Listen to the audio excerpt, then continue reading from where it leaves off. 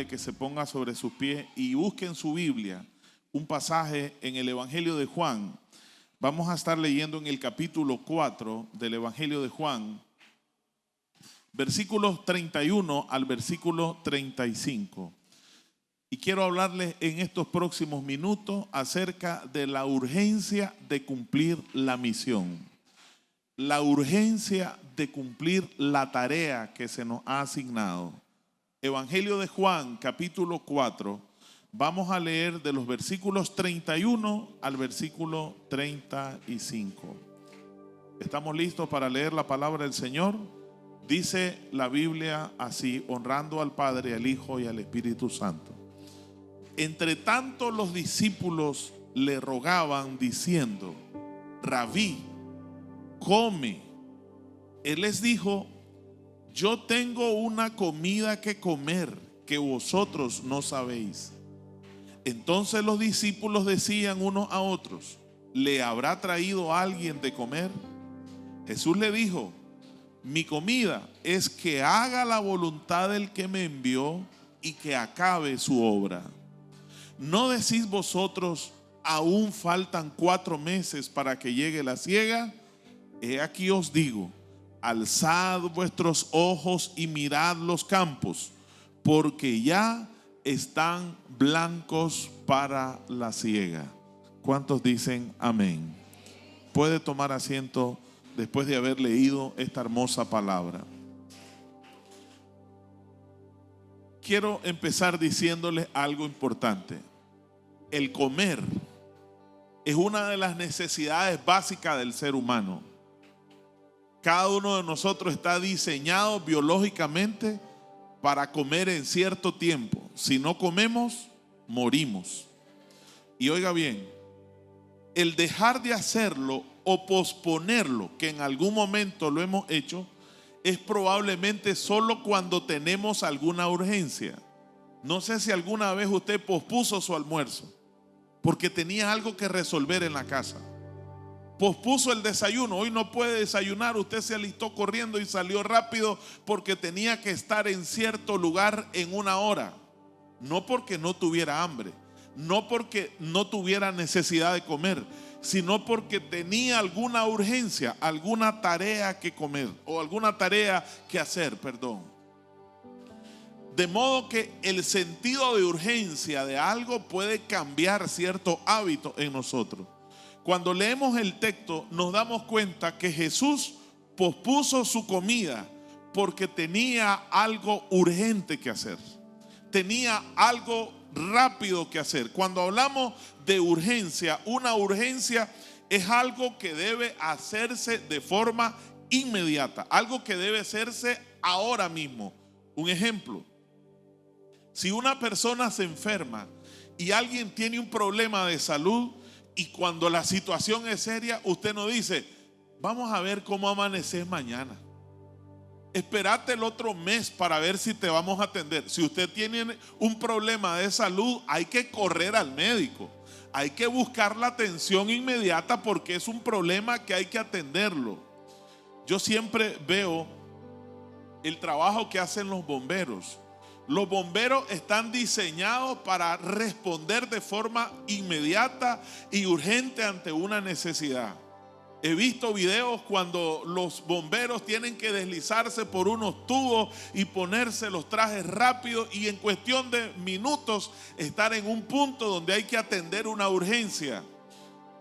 Igual le ocurre a los que dan asistencia médica en accidente, la ambulancia.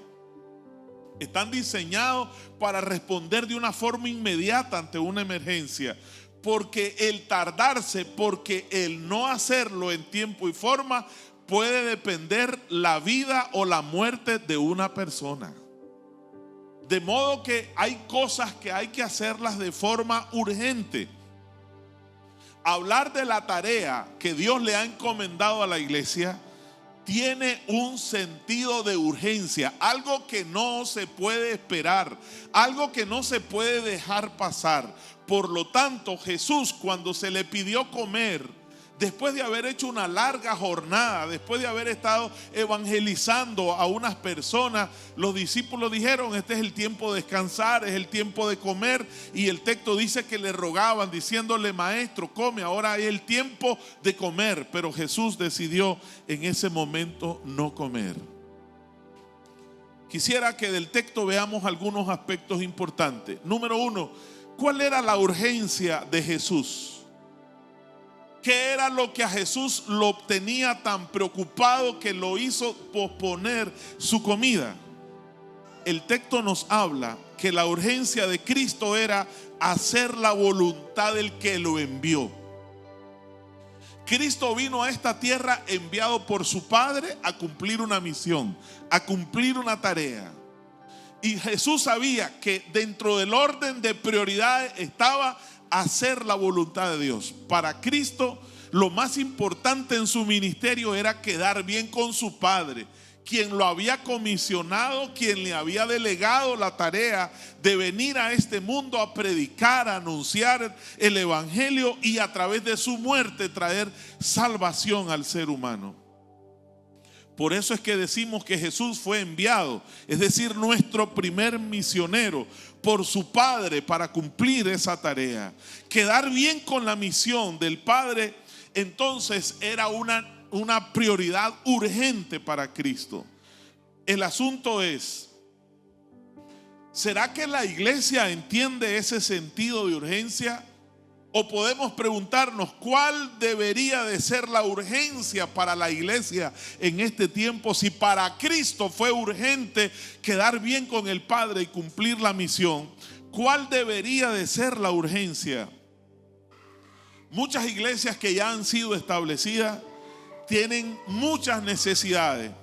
Y las iglesias nos hemos desenfocado y nos hemos puesto a atender y a resolver nuestras necesidades, olvidando la prioridad en el reino de Dios, que tiene que ver con el cumplimiento de la gran comisión. Hay muchas iglesias que están construyendo templos caros y no hay dinero para hacer la obra misionera porque estamos invirtiendo en el templo.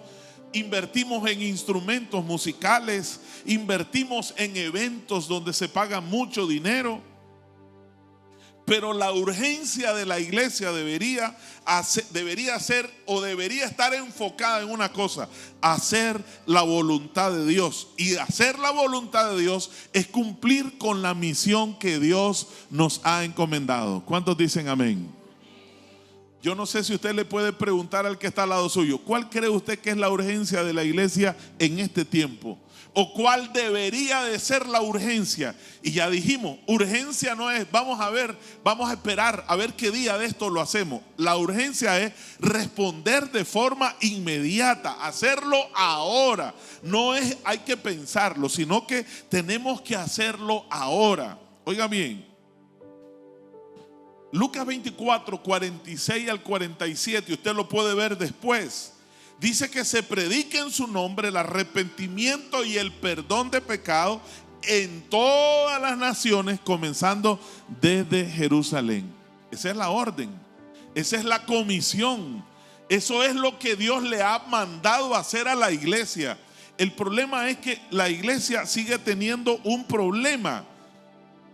Y es que estamos como así pasivos, fríos, indiferentes, y no hemos respondido como Jesús quisiera ante la orden que Él nos ha dado. Y es ahí donde viene el segundo aspecto de este pasaje que quiero mencionar. Y es el hecho de que Jesús nos advierte para no estar confiados, para no estar distraídos. Usted leyó en el texto donde Jesús les hace la pregunta a los discípulos: ¿no decís vosotros aún faltan 4 meses para la siega? Según algunos historiadores bíblicos, este era como una especie de proverbio muy común en la gente de los tiempos bíblicos. Un proverbio que daba la idea de que no hay prisa en particular por realizar una tarea o alguna labor, porque las cosas simplemente toman su tiempo y uno puede evitar estar preocupado por hacerlo. Oiga bien, Jesús no quería que sus discípulos tuvieran esa misma mentalidad quería que pensaran que debían actuar como que si la cosecha está lista ahora y es tiempo de recogerla. La comparación que usa Cristo tiene que ver con los campos agrícolas, y todo campesino sabe, cuando el trigo logra madurar y se pone blanco, no se puede esperar más, que hay que entrarle para recoger la cosecha. Cuando los frijoles maduran y ya hay que recogerlo, es tiempo de levantar la cosecha. De lo contrario, se echa a perder. Cualquier grano, cualquier agricultor que siembra algo tiene un tiempo determinado para levantar la cosecha. Si no se hace, se pierde. Entonces Jesús le dice, ustedes dicen faltan 4 meses.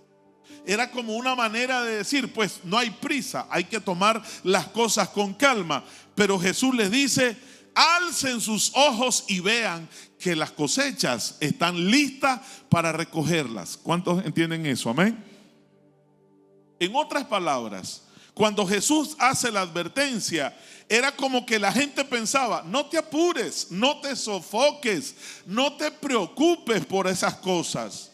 Debido a que la cosecha tiene un tiempo, entonces para el agricultor es determinante intervenir en el tiempo preciso para recoger la cosecha. Entonces, ¿qué piensa la iglesia hoy? ¿Qué piensa la iglesia en este tiempo de la urgencia? Da la impresión que la iglesia, y cuando decimos la iglesia nos incluimos todos, no solo Campamento de Dios, todos tenemos la impresión de que estamos un poco distraídos. ¿Y qué pensamos muchas veces? De repente tenemos la idea, pues si todo el mundo es evangélico. Cuando uno sale por nuestra ciudad y uno ve que gente va y viene los domingos, da la impresión que todo el mundo ahí es cristiano, que todas las personas son conocedoras de Dios, y eso como que nos hace fresquearnos en no ir y hacer la tarea porque ya todos son cristianos. De repente pensamos, hay otros que lo están haciendo. No lo hago yo, pero hay predicadores, hay pastores, hay evangelistas, hay misioneros que ellos están haciendo el trabajo, y de repente uno se atiene y se confía. O puede ser que en algún momento uno piensa, pues eso no me toca a mí.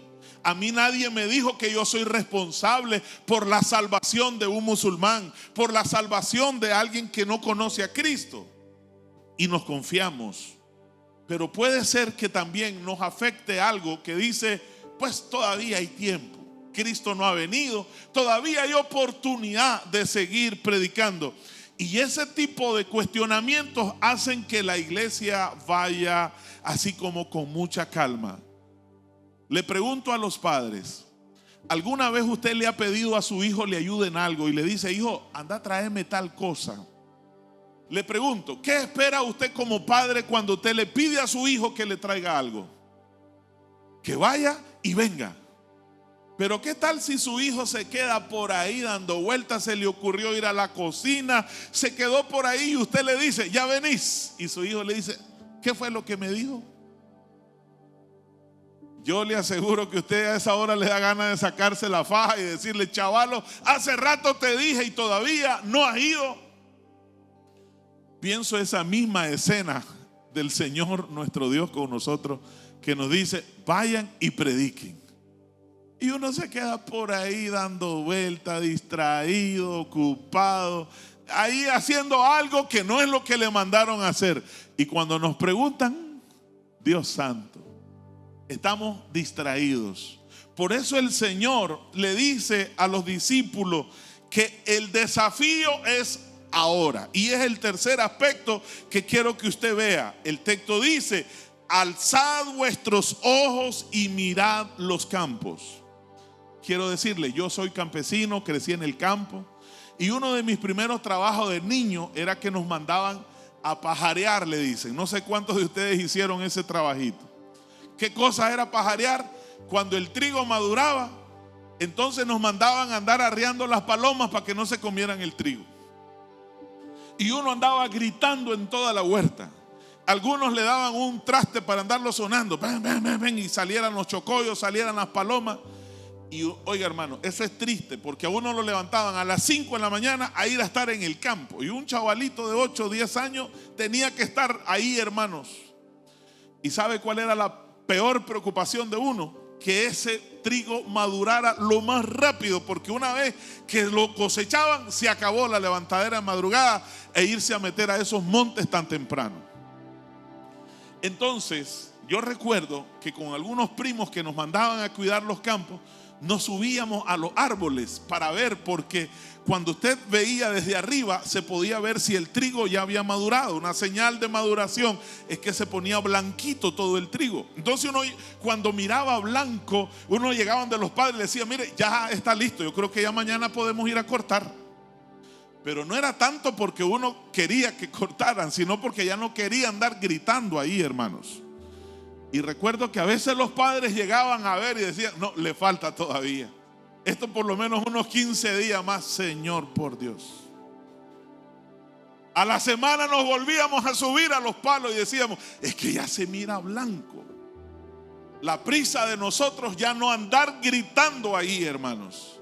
Cuando yo veo el texto que dice: alcen sus ojos y vean que los campos están listos, es una alusión directa diciendo el Señor: miren alrededor, miren cuánta gente no tiene a Cristo, miren cuánta gente tiene necesidad de Dios. Esa gente es como el grano de trigo que está maduro, que necesita que alguien vaya, les hable de Cristo, les predique para que ellos se arrepientan de su pecado. Pero me da la impresión, como la iglesia no anda gritándole a los chocollos, no sabe si el grano está maduro o no. No le interesa si el grano está maduro o no. No tiene urgencia de decir: hay que levantar la cosecha ahora. Entonces, hermanos, Jesús le planteó a sus discípulos el primer desafío, y era alcanzar a los samaritanos. En el contexto inmediato, Jesús había hablado con una mujer samaritana, le había predicado. Usted conoce la historia bíblica, que los judíos y los samaritanos no se llevaban. ¿Por qué? Los samaritanos era como una raza mezclada de judíos y gentiles. Los judíos puros veían a los samaritanos como ciudadanos de segunda categoría, y los judíos no les ponían atención. Y el mensaje de salvación era para los judíos y para los samaritanos. Jesús llega y le predica a una samaritana otro asunto que era como incorrecto para los judíos. Los hombres judíos no hablaban con mujeres samaritanas, y de repente Jesús habla con una mujer samaritana. Entonces Cristo les dice: aquí hay una cantidad de personas que no conocen el mensaje. Alcen sus ojos y miren que aquí hay gente que no conoce el plan de salvación. Hermanos, Jesús sacó la idea de la comida y la cosecha para comunicar ideas espirituales poderosas. Esta idea significaba que hay una lista de personas para ser recibida en el reino de Dios, y que los discípulos debían verse a sí mismos como trabajadores, como segadores o cosechadores para levantar la cosecha. La iglesia debe verse, nosotros debemos de vernos como los obreros que van a levantar la cosecha. ¿Alguno de ustedes cortó algodón en algún tiempo? ¿Cuántos cortaron algodón? ¿Algunos? ¿Algunos de ustedes cortaron café o fueron a cortar café? Pregunto, ¿puede esperar el corte de café hasta que usted quiera? Eso tiene una fecha, y cuando la cosecha maduró hay que correr para recogerlo, si no se pierde el café. Si en algún momento fuimos obreros para levantar trigo, maíz, frijoles o café o algodón, hoy tenemos un desafío diferente. Hoy pertenecemos a los campos del reino de Dios. ¿Cuántos dicen amén? Y somos los obreros a los que Dios ha llamado para levantar la cosecha. Amén. Véase ahí con el canasto como para recoger el café. Véase ahí como con el saco para recoger el algodón, o como con el machete para ir a despuntar el trigo y recoger la cosecha. Somos los obreros de este tiempo. Pero la pregunta es: ¿cuáles son esos campos blancos? ¿Los estamos viendo esos campos blancos como para recoger la cosecha? Permítanme decirle eso. Esos campos blancos podría ser nuestra propia familia. Aquellos miembros de nuestra familia que todavía no le han entregado a Cristo. Empecemos por ellos. Pueden ser nuestros amigos, nuestros vecinos, nuestros compañeros de trabajo. Puede ser nuestro barrio, nuestro pueblo, nuestra ciudad, nuestra nación. Este es un campo blanco que necesita recibir a Cristo Jesús. Amén. Gracias a Dios que en Nicaragua se está diciendo que ya somos más del 40% de cristianos evangélicos. Pero hay un alto porcentaje que todavía no conoce. ¿Y a quién le corresponde eso? ¿A quién le toca eso? A nosotros. Dígalo conmigo. A nosotros nos toca, hermano. A nosotros. Dios nos va a usar a nosotros para hablarle de Cristo a alguien.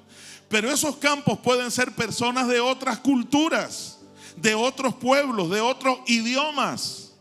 Y es ahí donde necesitamos conectarnos, porque Dios quiere que todos sean salvos. Por lo tanto, Dios quiere que los árabes sean salvos. Los árabes es donde está el bloque religioso más grande, que son los musulmanes. El 25% de la población mundial pertenecen al Islam. Y el Islam es una religión en crecimiento. Y ahora no solo están allá en Medio Oriente, ellos están llegando a América Latina, están evangelizando en nuestros países. Ya hay mezquitas en nuestros países porque ellos están pensando alcanzarnos a nosotros con el Islam. Ellos son un campo blanco que necesitan conocer a Cristo. Ellos no adoran a Dios, no adoran a Cristo, ellos adoran a Alá. Ellos no tienen una Biblia como la que usted tiene. Ellos tienen el Corán como su libro sagrado. Ellos necesitan conocer a Cristo como su Señor y Salvador. ¿Cuántos dicen amén? Lo importante es que la iglesia entienda que es nuestra responsabilidad, es nuestra obligación. ¿Y cómo vamos a nosotros a poder llevarles el evangelio? Empecemos orando específicamente por aquellas etnias no alcanzadas. Y de esa manera estaremos llevando el evangelio a ellos. Ore por ellos. Tome 5 minutos cada día y ore por los no alcanzados. Ore por obreros, para que Dios levante obreros. En el video usted pudo ver, la mayoría de nuestros obreros trabajan en los sectores que han sido evangelizados. Pero los países donde hay menos acceso al evangelio, obviamente van menos, porque es más caro, es más peligroso, es más complicado. Pero ahí tenemos obreros y necesitamos enviar más obreros. Oremos para que el Espíritu Santo llame obreros. Pero si usted dice, hermano, yo no quiero ir allá, ¿por qué no adoptar a uno de esos misioneros? Y no le estamos pidiendo que usted dé su presupuesto. Solamente hemos dicho, aportemos $1 cada uno. Aportemos $1 misionero. Aquí somos más de 200 personas. Si diéramos $1, daríamos $200 mensuales para la obra misionera. Pero obviamente se requiere de un compromiso con la misión. Usted no lo hace porque me están obligando a hacerlo. Usted no lo hace porque es que me piden cada vez en cuando para adorar a la obra misionera. Nosotros tenemos que hacerlo porque amamos la obra misionera, porque creemos en la salvación de los perdidos, porque creemos en esos obreros y vamos a apoyarlos. Yo no voy, pero pueden ir nuestros pesos. Así lo dijo una anciana en una comunidad donde se estaba promoviendo una ofrenda misionera, y pasó con 100 pesitos y dijo, donde no van mis pasos van a ir mis pesos, y puso los 100 pesos. Nosotros podríamos hacerlo de esa manera, pero quiero terminar diciendo, lo que hay que hacerlo con sentido de urgencia. No vaya a ver si lo hago, a pensar cómo lo hago. Eso debimos haberlo hecho ayer. Hay que hacerlo con ese sentido de urgencia. ¿Y por qué hay que hacerlo con ese sentido de urgencia? Porque el tiempo para la venida de nuestro Señor Jesucristo está más cerca que nunca. ¿Cuántos creen eso? Amén. El tiempo se acorta y cada día mueren personas sin Cristo. Y cada día es más urgente porque nuestro Señor viene a levantar a su iglesia. Es urgente porque la tarea restante es grande. Hermanos, se habla de las estadísticas. de casi un 80% de la población mundial que no conoce a Cristo. Y dentro de ese 80% hay un 40%, según el video, que nunca ha oído el nombre de Cristo, que son las etnias menos alcanzadas. Eso es bastante gente. Más de 3.000 millones de personas que no han oído de Cristo Jesús. Pero también hay que hacerlo con urgencia, porque Dios quiere que todos sean salvos. Dios no quiere que nadie se pierda, sino que todos procedan al arrepentimiento. Amén. Hay que hacerlo porque hay una gran necesidad de Dios en las personas. Yo no sé qué siente usted cuando ve videos de India, por ejemplo, donde son países de multitudes de personas adorando a muchos dioses en extrema pobreza. Yo no sé qué siente cuando ve en los países desarrollados altos niveles de inmoralidad, de pecado y de maldad. Yo no sé qué siente usted. Hay una gran necesidad de Dios en el corazón de las personas, pero también tenemos que hacerlo porque las iglesias estamos dormidos, hermanos. La mayoría de iglesias todavía hay pastores que discuten si deben hacerlo o no. Todavía hay líderes donde discuten si deben hacer o no un culto misionero, si deben apoyar o no a un culto misionero. Todavía hay iglesias que están enfocadas en otras cosas que no es la prioridad número uno en el reino de Dios. Tenemos que hacerlo porque el enemigo sabe que le queda poco tiempo y se ha levantado fuerte para confundir la mente de las personas y está invadiendo al mundo con diferentes ideologías. Está ahorita en boga la ideología de género y mucha gente está siendo atrapada por este tipo de ideologías que están confundiendo la mente y el corazón de las personas. Religiones que se están proliferando y eso es el enemigo detrás para confundir la mente y el corazón de las personas. ¿Y qué hace la iglesia? ¿Qué está haciendo la iglesia? Yo espero que el Espíritu Santo hable a su corazón y le ponga el sentido de urgencia. Y usted se pueda activar en la intercesión. Usted se puede activar como un fiel colaborador en la obra misionera. Usted se puede activar diciendo: yo quiero servir en mi iglesia, porque tenemos que trabajar desde nuestra iglesia local, porque no vamos a estar pensando en la salvación de los de afuera, descuidando la salvación de los de adentro. Tenemos que empezar desde aquí. Y ese es un trabajo que nos corresponde a todos. ¿Cuál es el desafío que usted tiene? Empiece incorporándose a un grupo pequeño, a una célula. Si usted está en casa y los fines de semana, ya ahora no mira a Sábado Gigante, pero seguro otras cosas se queda viendo los sábados o el día que le toque el culto, noveleando o haciendo algo. Incorpórese a una célula, sea parte de un equipo de trabajo, sea parte de un ministerio. Involúcrese sirviendo en la obra de Dios. De repente estamos urgidos para hacer otras cosas y no para hacer la obra de Dios. El Señor está llamando a su iglesia para que podamos servir en la salvación de aquellos que no conocen a Cristo. Amén. ¿Puede ponerse de pie en esta hora? Yo quisiera que haga algo esta mañana. El versículo, uno de los versículos que leímos del Evangelio de Juan, yo quisiera que usted se lo lea a un hermano que tenga cerca. Y le voy a pedir cuál. El versículo 35. Quisiera que por lo menos a 2 personas usted se lo lea esta mañana. El que tiene a su derecha y el que tiene a su izquierda. Que usted le diga: ¿no decís vosotros aún faltan 4 meses? ¿Qué dice la otra parte? He aquí os digo: alzad vuestros ojos y mirad los campos. ¿Se lo puede decir? Platíquelo con el que está al lado suyo antes de orar.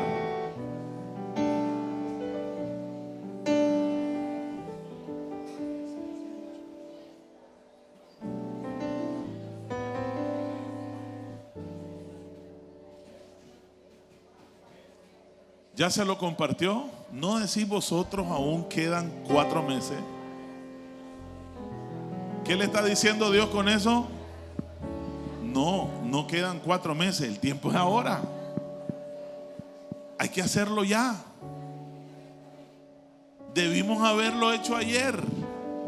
Así que levántese, ya no es tiempo de andar desanimado, de andar distraído, de andar ahí, hermanos, en el mundo. No, es tiempo de estar comprometido con nuestro Rey, de estar sirviéndole a nuestro Señor. Alcemos nuestros ojos, despertemos, que el Espíritu Santo ilumine nuestra vista y veamos a nuestros amigos que no conocen a Cristo, para que Dios me use a mí para traerlos a los pies del Señor. Que Dios me abra los ojos y ver a mi familia que no tiene a Cristo, para poder hablarles del amor de Dios y traerlos a los pies de Cristo. Que Dios nos use. ¿Qué tal si adoramos?